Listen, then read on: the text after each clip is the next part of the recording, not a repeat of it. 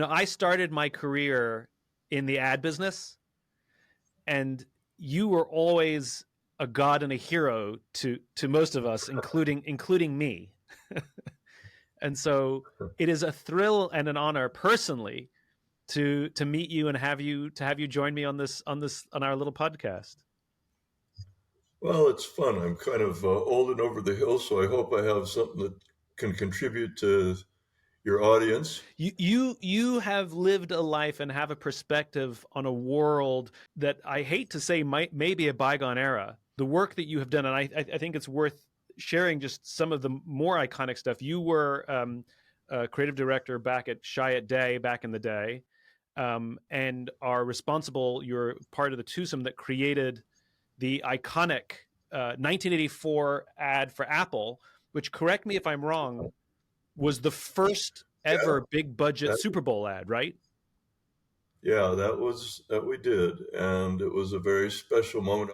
This whole idea of democratizing technology was the impetus of the 1984 commercial to launch the Macintosh for Apple.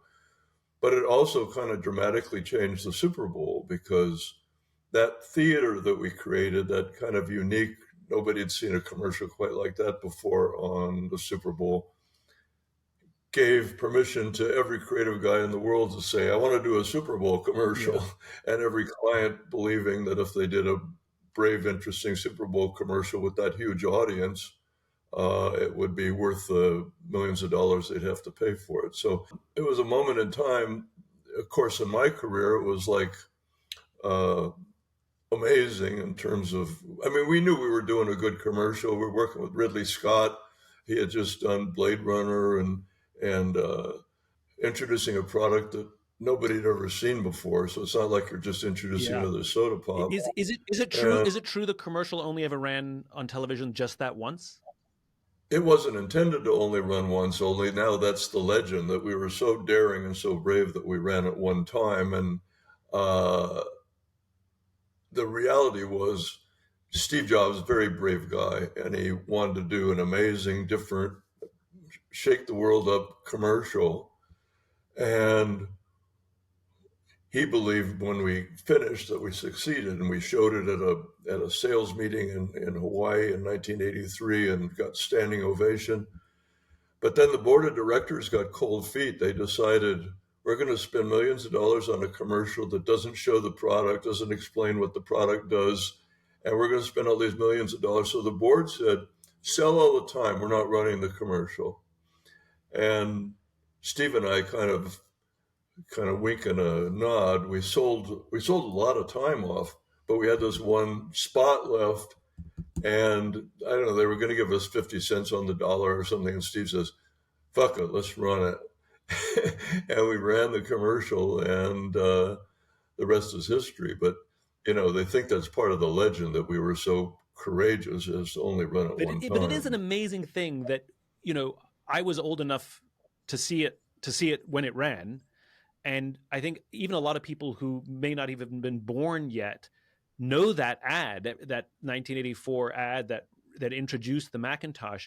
And it is an astonishing thing that all these years later, that it only ran once. I think that's just an incredible thing that it became such an iconic piece of our commercial history. It's pretty amazing. I mean, every year there's a different media every year wants to do a story Yeah. about it and tell the story of the commercial. And I don't know if that's where young people kind of dial in and realize it. Of course, kids that are coming into the advertising business probably hear about it, but it seems to have a life of its own. Yeah. So I'm so curious. Again, you get a phone call from Apple, from Steve or whoever the CMO was at the time, that says, we want to do a commercial to introduce our new computer called the Macintosh. We're moving away from the Apple One and the Apple Two. It's going to be an entirely new platform.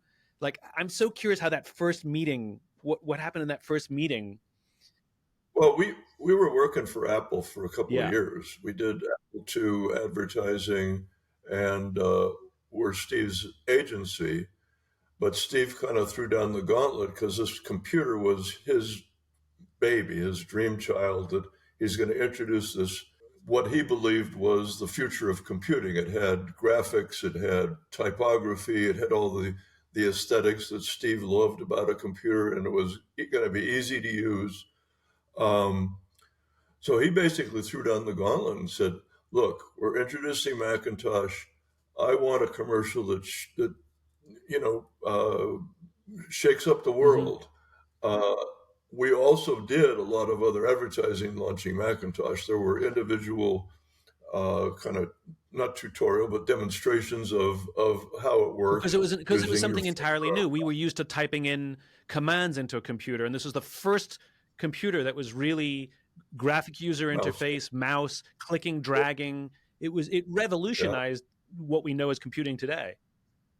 yeah, and he basically, like I said, we did commercials that showed how it worked and that were charming and wonderful, but they weren't this 1984 thing. And then we did a magazine inserts that were like 20 pages that introduced and explained how Macintosh worked.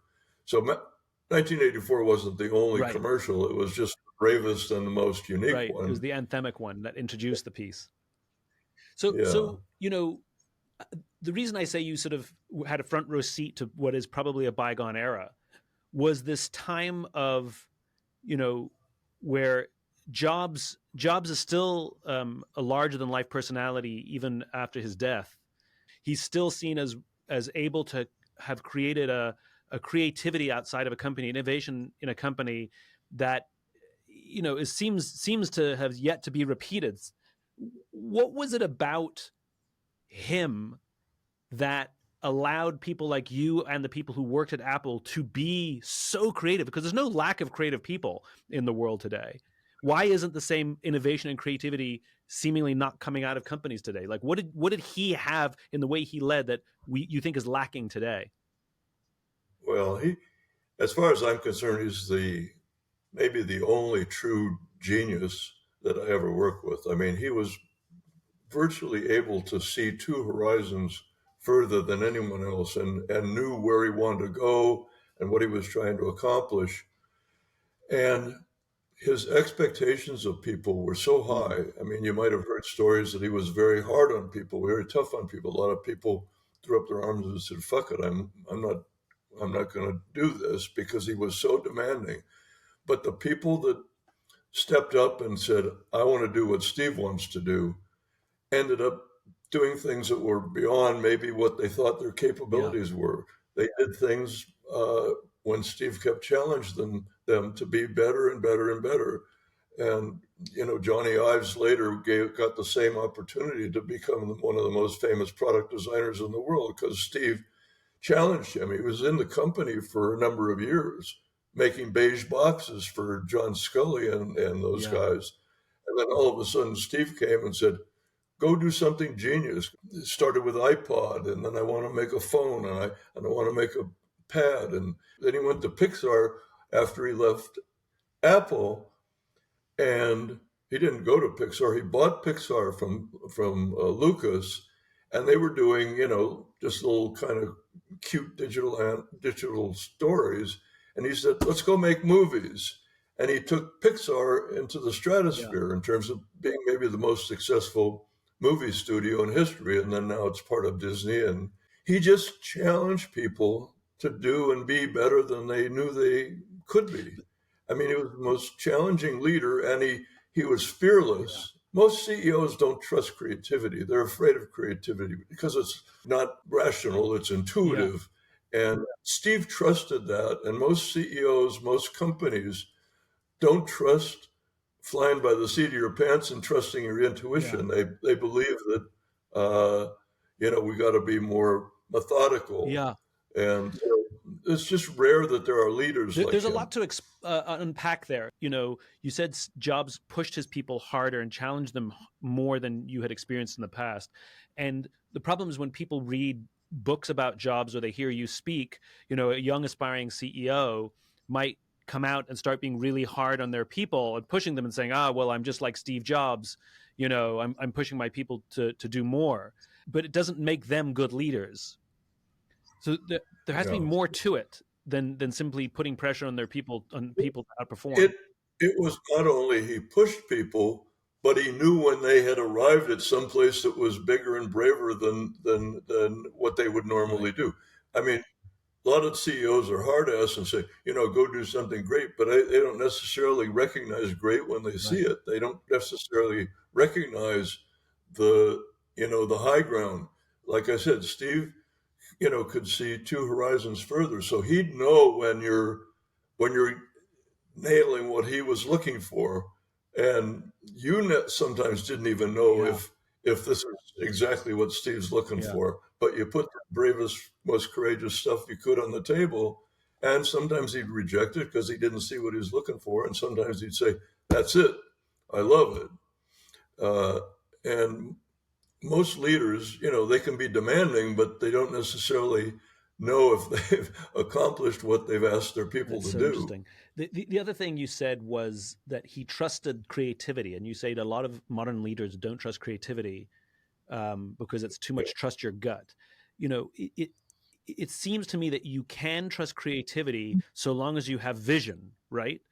But you have to know what the distant horizon looks like, and perhaps one of the reasons that too many leaders don't trust creativity, aside from the fact that they're probably too accountant minded, left brain oriented, numbers driven, which is a different way of thinking. So putting that aside, you know Well, so often it's the management of companies that rise to the top and become the CEO and become the executive vice presidents, as opposed to the developers, the thinkers, the creative yeah, people in the company are usually a department as opposed to the yeah, leader. Steve was the leader, and he was the most creative guy in the yeah. company. Apple is credited so much of changing the way computing works, but had it not been for their ability to message Steve's vision, arguably it would just be a small little company for hobbyists, even if it was a better product. So I think Jobs gets a huge amount of the credit for the world that we live in today, but I think you deserve at least a good portion of that credit, because without his ability to translate his ideas into advertising and marketing so that the world understood his vision, it would just be the ramblings of a crazy man. So you Well, you translated genius so the rest of us could understand it, and you did it for years. what was really interesting is he loved advertising too. He loved marketing messages. He could recite Polaroid commercials by Garner and Hartley. He could recite Sony Walkman commercials. I mean, he understood marketing as a tool, but he loved the creativity of that Yeah, too. And you know, the idea of introducing the computer that led the way. I mean, this is the thing that ultimately the pushed iPhone. pushed it over the top. And you were saying I have a lot of credit. I deserve some credit for that.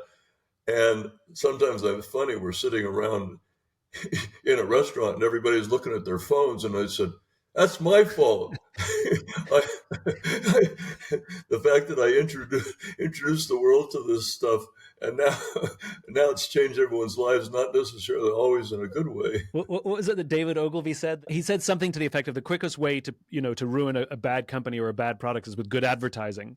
And so Yeah, and so yeah, to some degree, which is, great. the quickest way to destroy society with addictive technology is with good advertising. Okay, Lee, I won't give you too much credit then. Um, but I mean, truly, the anthem ad, these iconic companies with these iconic CEOs, they produced anthems, advertising anthems that were like visual manifestos for the rest of us to understand what the company stood for, what the company's vision was, what the company's beliefs were, what their values were. And it wasn't there to sell any product per se.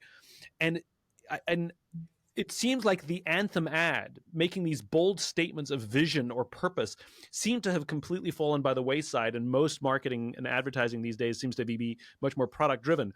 A is Why did that happen? Why are companies not spending money to make bold statements about simply their beliefs and their vision? Well, I think the big change is this mediascape that's changed so dramatically. So everything now lives on your phone. Everything lives on the internet. And yes, people watch TV and maybe they come to the Super Bowl and watch some commercials. But the idea of there being a platform to put beautiful manifestos out there is kind of gone. I love doing anthems. The Think Different commercial that we did is still one of my favorites, and I love that part of advertising when the tools were television was the push it out there, and then you use other means to explain. Now television has kind of lost its luster, particularly in companies that believe that the internet is some new magic marketing tool and the old ways don't work anymore and the new ways are using algorithms and popping up in your Instagram and telling you might want to buy this carpet or this this trip to Tahiti or whatever. True that media landscape has definitely changed. We now live in a technology world where it is impossible to skip an ad, where whether it's on our streaming services or a website, you're forced to watch an ad before you can get to the content. In fact, I joke that you know how bad a product is when there's literally a timer next on top of your product, i.e. the piece of advertising that tells you when it's going to be over, right? I mean, like but if we're forced to consume advertising, and whether it's on television, on our streaming services, or on a phone, why not put a manifesto and force us to watch your manifesto? Tell us what you believe. Are companies do leaders lack the boldness to make these declarative statements? Is that what it is? Well, I keep believing that the next generation of really creative media artists are going to find a way to do exactly what you're saying. How can we put something out there in these new mediascape that's as beautiful and bold and interesting as the historic manifestos or storytelling of the past? And one of the worries is, lots of ads pop up and I can't escape them. But most of them are pretty ignorable, even though they pop up and I can't escape them. So, but having the courage to do something that so grabs you that you want to actually pay attention to this commercial that just interrupted you. I mean, advertising has always been an interruption to what you're trying to do, whether you're trying to read a magazine, whether you're trying to watch television back in the day. An ad was always an interruption. Just like they interrupt you now on the internet. But what we discovered back in the day was if you do something smart enough and creative enough and interesting enough, people will pay attention. And I think the same thing is a little bit true on the internet. If you put some content out there that's so kind of special and amazing and interesting that people want to share it and say, did you see this? And you get comments and all that kind of stuff. I think it can happen and can be the front runner to then other messages from a brand.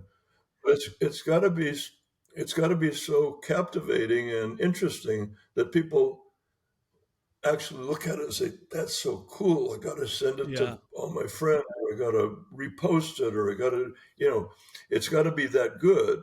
But I think lots of companies still are living in the world of products. So we just show our product and say we got a discount today if you buy it. I think you said it before, which is part of the problem is the creatives, quote unquote, aren't running the companies anymore. It's the accountants that are running the companies. And so accountants will make accounting decisions. Creatives will make creative decisions. That entrepreneurial sort of creative mindset has largely been replaced by sort of like an ROI or pressure from investors mindset. So just to change tack slightly here, how did you come up with the Energizer Bunny? That's a very cool story, actually. I should, for those, I mean, I don't know if anybody knows what we're talking about, but for many, many years, the Energizer commercial was this bunny that just kept going and going and going, and I think that's what the tagline was. It just keeps going and going, and this little pink bunny with a bass drum that it would beat would just go, and you would produce spoof commercials, and then all of a sudden, an Energizer Bunny would go across the screen. Yep, still going. How did you come up with that concept? It was so genius of its time. It was very interesting. they had a pitch for their account. It was at Doyle Dane Bernbach, and we were invited to pitch for Energizer. They had done a commercial that was a bunch of mechanical rabbits going boom, boom, boom, boom, boom. And the Energizer Bunny marched through. This was Doyle Dane Bernbach Yeah. did this. The Energizer Bunny marched through and spun around and left. And when we looked at their history, we said, that commercial is special. And we said, that bunny is special. So we took the bunny from a commercial that Doyle Dane Bernbach did and launched him from the original commercial out of the studio into the world, where then he showed up in soap commercials and wine commercials and all the different places that we ended up having the Energizer Bunny just keep going and going and interrupting commercials. But the actual Energizer Bunny was invented by Doyle Dane Bernbach. And I sometimes think to myself, I bet there were a bunch of people at Doyle Dane when they were having the review saying, we got really good reaction to the Energizer Bunny. Let's do something with that. And the creative people said, "Oh, we're pitching against Chiat Day. We got to come up with something better than that." I actually, in my mind's eye, I see that happening. And now, and for the rest of their careers, they kick themselves for. I just love the fact that you want to pitch. I just love the fact that you want to pitch with their idea. And I think I'm disappointed because we don't have the account anymore, and they turned him into a cartoon. But I thought the idea that we had was the advertising can last forever because he keeps going and going. Literally, and going. Yeah. And it became a euphemism. People in politics would say, "Oh, he's like the Energizer Bunny. He keeps going and going." I mean, we created something very classic with him. What is it? Yeah. What is it that makes ideas stick? I mean, the Energizer Bunny stuck. It became, as you said, it became part of our cultural vernacular. So many of the ads that you created for Apple, people would hang them, the Think Different ads. And as college students, we would pick some of our favorite, icons, and we would hang their pictures on our walls as statements of who we were. What makes a great idea sticky? That makes it becomes integrated into our lives, when it's a piece of commercial advertising. Well, every brand, wants to get noticed and wants to tell their story. But so many brands are a category, so there's batteries and there's soda pop. Coming up with a personality for a brand is really important. If it can become kind of culturally cool, culturally relevant, the story that you tell, the way you tell the story. When we got to go to work for Gatorade, it was called Gatorade, and it was kind of losing share. And we changed the brand to G, and then that's G became kind of part of the vernacular there for a while when it transitioned the Gatorade brand to this new brand. Finding a way to take the product or brand that you're assigned to and find some special way to put it out there, sometimes to refresh the brand, sometimes to just find its voice. Because I think I grew up surfing, and one of the ways I learned about brands was I really wanted to be a really good surfer, and the brand that I surf for, Jacob Surfboards, I didn't want to just own their product. I wanted to be part of that brand, or I wanted that brand to be part of me because it said something about who I was. So I wanted to know the shapers at the shop. I wanted to know the people that were on the surf team, and I wanted to wear their T-shirt. Wearing their T-shirt was the kind of the symbol of what I want to accomplish for every brand. I want to wear that T-shirt. I want to, like a badge, like something you're proud of. And, lots of brands have that charm. I think Nike still can do that. So making the brand so interesting and likable and trustable that you want to wear their T-shirt is kind of my yardstick for finding it's the such a good big idea. test, right? And I think most companies would fail. Like anybody who's listening here who works or runs for a company, which is I think a lot of people, could your company pass the swag test, which is if you gave employees or customers or clients a free T-shirt with your logo on it, would they wear it to sleep in and paint the house in? Or would they wear it to a barbecue on a weekend because it said something about who they are? Like, would they wear it with pride, or would they wear it as this T-shirt they don't care if it gets ruined? I think that I say, swag test is to your I'll point is wear a this to really good work one. in the garage. Yeah, it's pretty good. It's a pretty good Was test. there ever a company or a brand that you wish you'd worked on, that you saw them out there and you had ideas for them that you never really got to put out into the marketplace, but you were itching to help them tell their story? Was anyone any company that you missed to work with?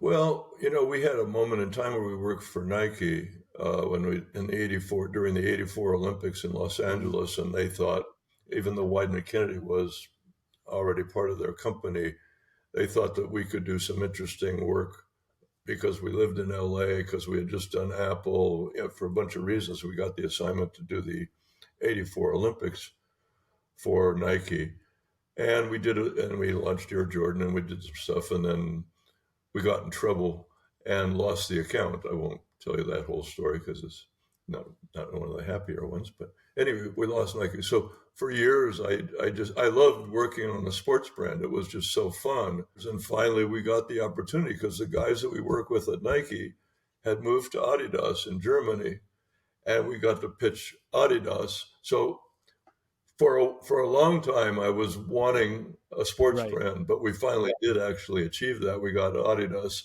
and did Impossible is Nothing and enjoyed that. I'm going to ask what happened and why you got in trouble.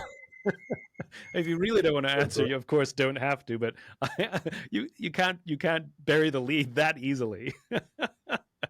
We had done some pretty noticeable advertising, and Jay Chiat had moved to New York Yeah. and opened the New York office, and he had absolutely nothing to do with the Nike account. But Jay was in New York, and he got interviewed by the New York Times about his agency and coming to New York, and all that was what the story was supposed to be about. But he talked about Nike proudly as being one of the brands that they were doing great work for in Los Angeles, not in New York. But the people that wrote the story decided to take the Nike's conversation and make it the headline of the Sunday New York Oh Times no. Magazine, saying how Chiat Day saved Oh Nike. no. We were fired the next day. Through no fault Oh of our own, no. other than some editor, some writer at the newspaper deciding that was a clever headline. I'm sure that's not what Jay intended to Right. be Oh the God. headline of the That must have article. been excruciating, especially when it was totally out of your control. It was very Oh. sad. Can you tell me a project you worked on in your ad days that you absolutely loved being a part of it? Something very specific. It doesn't matter if it was commercially successful. It doesn't matter if it won awards. But was there a project or a product that you worked on that literally, if your whole career could have been like this one thing, you'd be the happiest person alive? Well, I know we're talking a lot about Apple, but it was a very special relationship, a very special brand. And as you know, Steve was kind of pushed out of Apple by John Scully, who Steve had hired from Pepsi, and went on to do Pixar. But when Steve came back to Apple in 1997, and Apple was in big trouble, Apple was maybe going to go out of business or get sold or something because they had just become so commoditized. Steve called and said, "Can you come up here? I'm going to." Emilio just resigned, who was the CEO at the time, and he was going to take over as interim CEO. And he wanted me to come up and help. And classic Steve, he introduced products that changed everybody's mind or changed everybody's lives. But when he came back, he didn't have any products. He had a design department that only was making beige boxes. So we had to do a commercial. We had to do something to put Apple back on the map, particularly still had a lot of fans.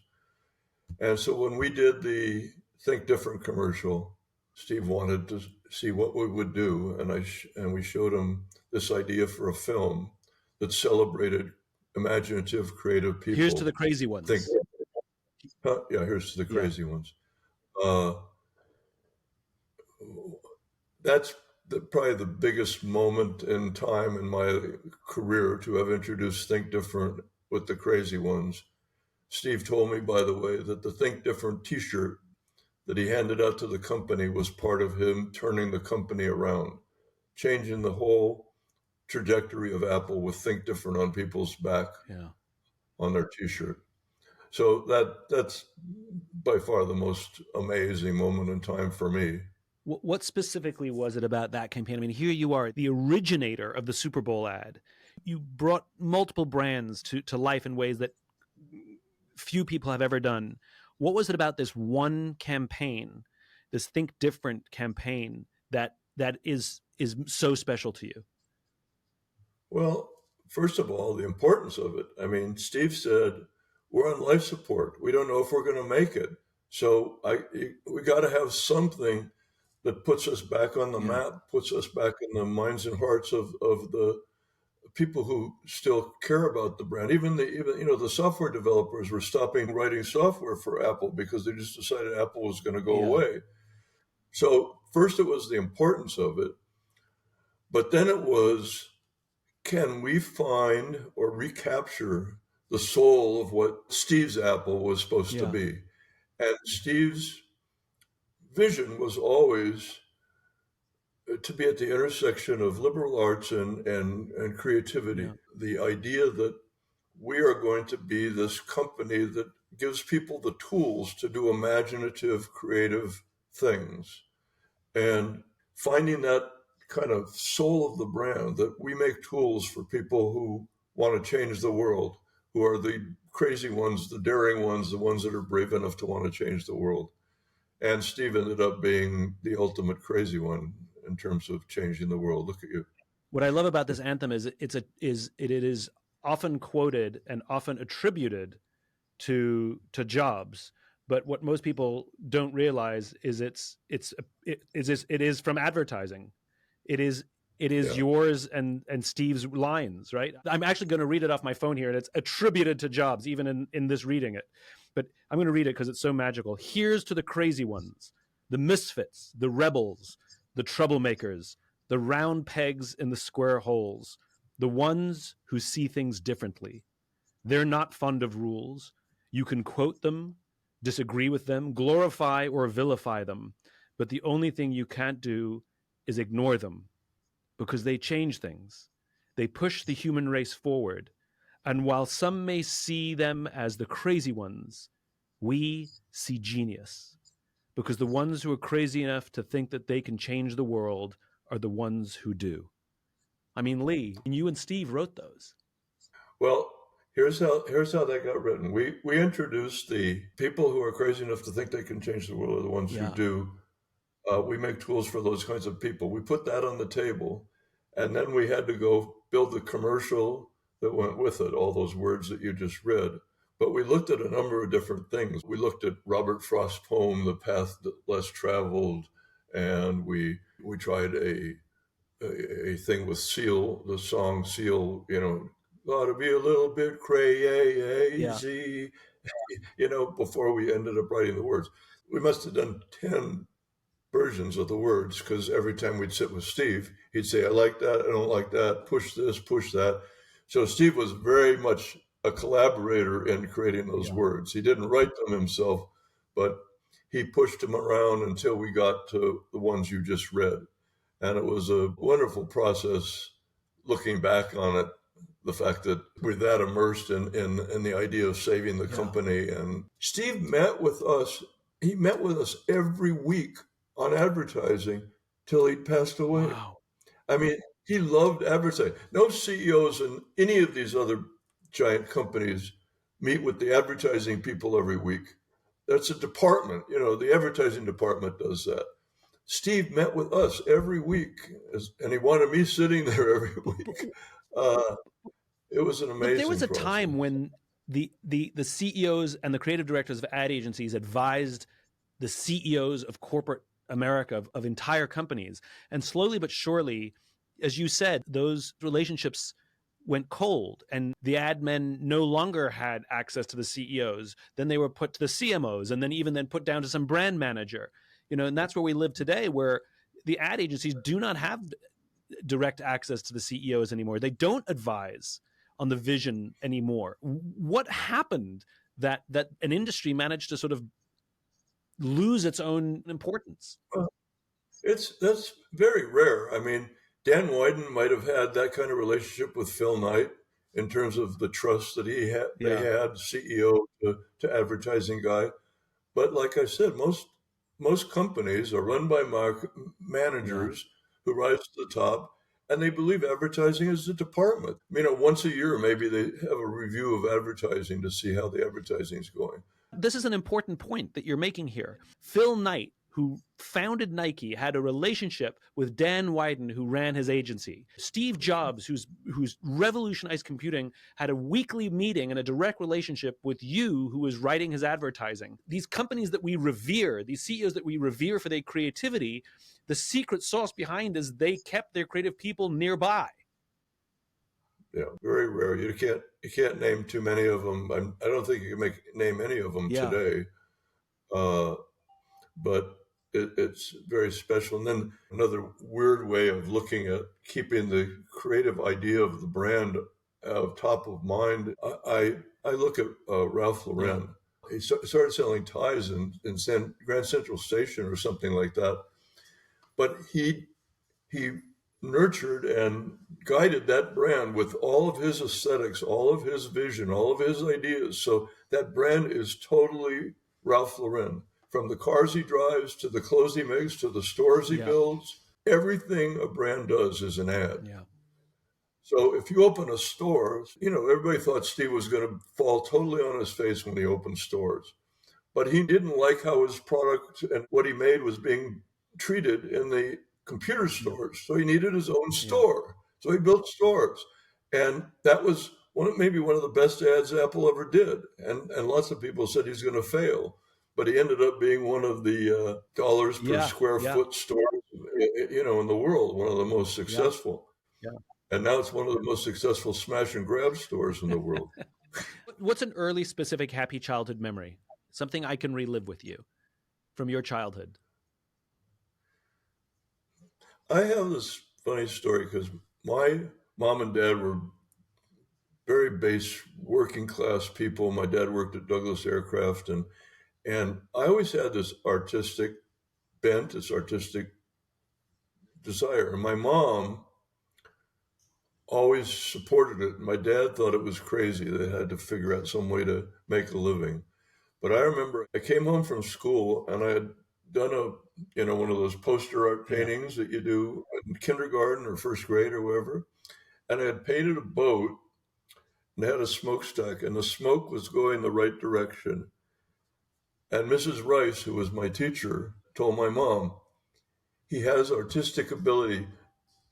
Never let him lose that, or some kind of push that gave my mom impetus to always be there for me my whole rest of my life in terms of developing my art and my creativity and supporting me when I said, this is what I want to do for a living.